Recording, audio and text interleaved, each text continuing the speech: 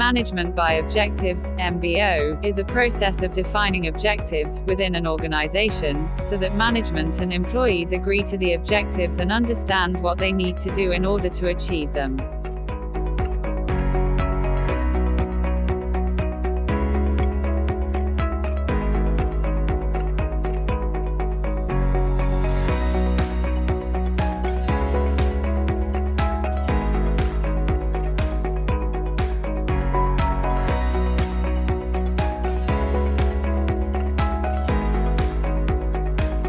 Top-level management. This is the highest level in the organizational hierarchy, which includes board of directors and chief executives.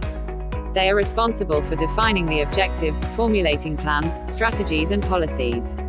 Middle-level management. It is the second and most important level in the corporate ladder, as it creates a link between the top and lower-level management. It includes departmental and division heads and managers who are responsible for implementing and controlling plans and strategies which are formulated by the top executives. Lower-level management, otherwise called as functional or operational level management. It includes first-line managers, foremen, supervisors. As lower-level management directly interacts with the workers, it plays a crucial role in the organization because it helps in reducing wastage and idle time of the workers, improving the quality and quantity of output.